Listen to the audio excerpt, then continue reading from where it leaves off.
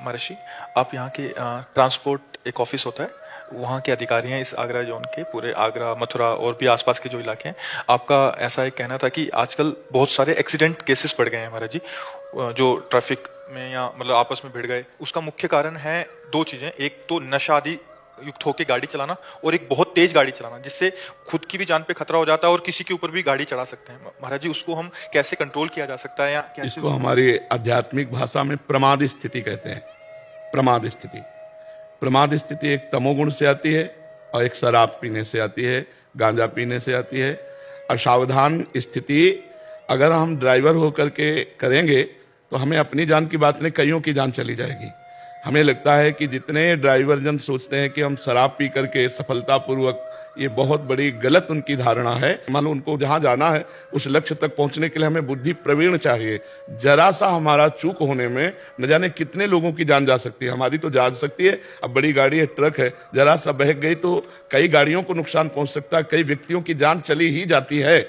अब जैसे शराब पिए हैं, फिल्मी गाना चल रहा है और रफ्तार से गाड़ी चला रहे हैं और अचानक उनको कंट्रोल करना पड़ा, तो इतनी रफ्तार से गाड़ी चला रहे हैं कि कंट्रोल कर ही नहीं पाए, खुद मर गए और दूसरों को मार दिया। वैसे हमारी सबसे प्रार्थना है कि शराब पीना, गांजा पीना ये एकदम आपके लिए हानिकारक है, एकदम ना स्वास्थ्य के लिए ये कहीं भी आपको सुख देने वाली है, ना बुद्धि को पवित्र करने वाली है और ना ये आपको धन को संचय कराने वाली। इसमें धन का नाश, बुद्धि का नाश, स्वास्थ्य का नाश, और जरा सी चूक हो गई तो औरों के जीवन का भी नाश ये कर देती है। तो हमारी प्रार्थना है जो भी गाड़ी चलावें, चाहे वो अपने रिश्ते नातेदारी जा रहे हों या बड़े बड़े ट्रक आदि के ड्राइवर हों, पहली बात तो शराब मत पिए, कोई नशा मत कीजिए। और दूसरी बात, 5 मिनट का अंतर पड़ता है।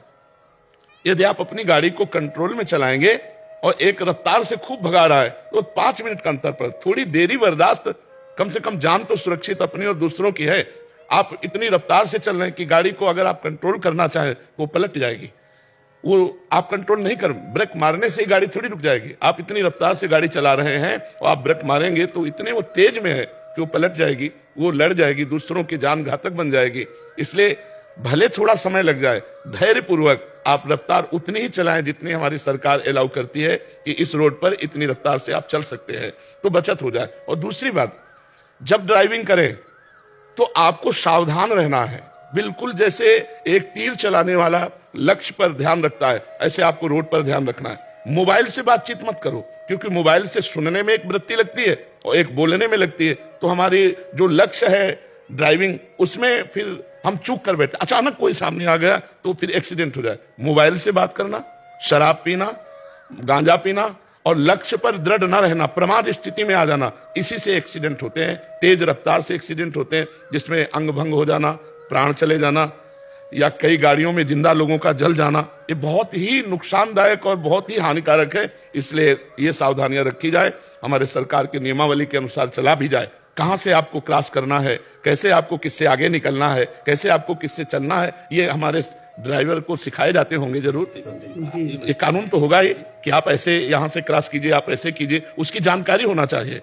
लाइसेंस लेने के पहले हमको जानकारी होनी चाहिए कि हम ड्राइवर बनने जा रहे हैं तो हमारे रोड के कानून क्या है, हमारे रोड के नियम क्या है, और कोई व्यसन न करे। हाँ, जैसे 2 पहिया आदमी है, अगर हेलमेट लगाए है और किसी तरह वो गिर जाता है तो सबसे पहली बात सर की रक्षा हो जाएगी। तो अगर हाथ पैर में फ्रैक्चर ठीक हो जाएगा, वो बच जाएगा, बड़ी सुरक्षा है।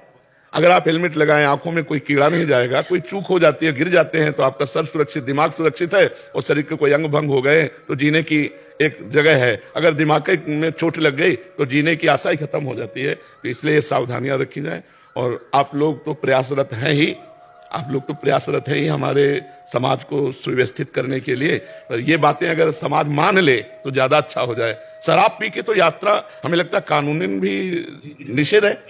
हाँ, कानूनन भी निषेध है। तो इसकी अगर थोड़ी सी कड़ाई भी हो जाए कि जैसे चेक हो, अगर शराब पीते तो उसको दंड दिया जाए, जुर्माना आदि जो भी सरकारी प्राविधान हो। हाँ, और वैसे हमें लगता है कि रोड में शराब नहीं पीना चाहिए। जो रोड में गाड़ी चलाते हैं, चाहे वो रिश्ते नातेदारी जाना हो, चाहे अपने लक्ष्य पे जाना हो, कभी भी हमारी जरा सी प्रमाद स्थिति कईयों की जान ले सकती है। मान लो कार ही है, जरा सा चूक हुई तो कई लोग मर सकते हैं। तो हमें लगता है सावधानी रखी जाए। महाराज जी, आप सभी सरकारी अधिकारी जन हैं या सरकारी विभाग में हैं, तो महाराज जी ये तो प्रश्न हो गया समाज के लिए। एक प्रश्न महाराज जी, ये क्या किन किन चीजों का ध्यान रखें जिससे ये धर्म पूर्वक भगवत प्राप्ति और इस जीवन के मनुष्य जीवन का भी सर, हमारे शास्त्र ही इसके साक्षी हैं कि किस तरह से हमें चलना चाहिए। तो सबसे पहली बात, हमें भय और प्रलोभन से, अपने धर्म से च्युत नहीं होना चाहिए। किसी भी प्रलोभन में आकर हम अपने अधिकार का दुरुपयोग न करें, किसी भी भय से आकर हम अपने अधिकार का दुरुपयोग न करें। अगर हम गृहस्थ में हैं तो हम अपनी पत्नी के सिवा किसी दूसरी स्त्री की तरफ काम भाव से ना देखें। जो हमें सरकारी पेमेंट मिलती है हम उसी से जीना सीखें।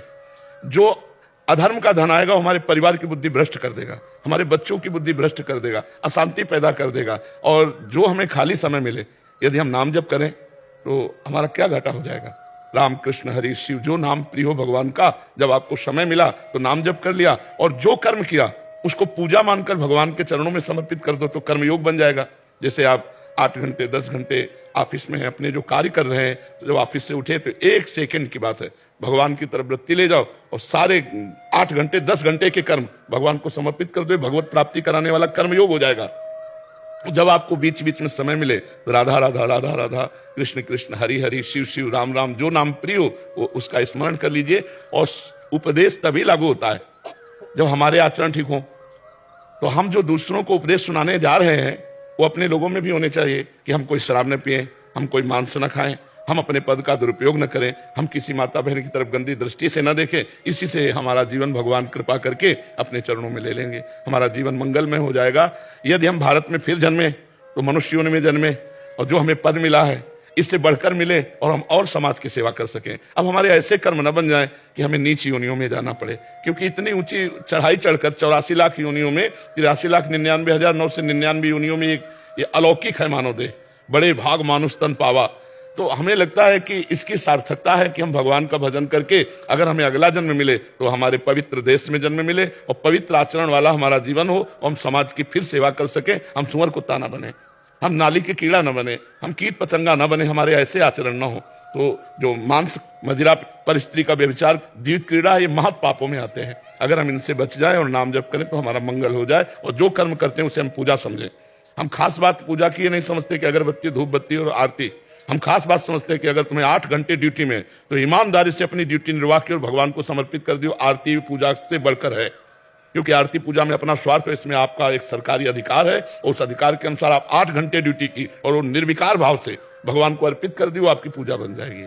जैसे अर्जुन जी कह रहे हैं मैं संन्यास लेकर भजन करूंगा, भिक्षा मांगकर जी लूंगा, लेकिन युद्ध नहीं करूंगा। और भगवान जी कह रहे तुम्हें युद्ध करना ही पूजा है तुम्हारी, संन्यास नहीं, युद्ध। क्योंकि इस समय प्राप्त कर्तव्य है, तो आप सबका प्राप्त कर्तव्य जो सरकार ने दिया है उसी को पूजा मान लीजिए, और ये बुरे आचरणों से बच जाइए और नाम जप कीजिए तो भगवत प्राप्ति हो जाएगी, तो भगवान की कृपा मिल जाएगी।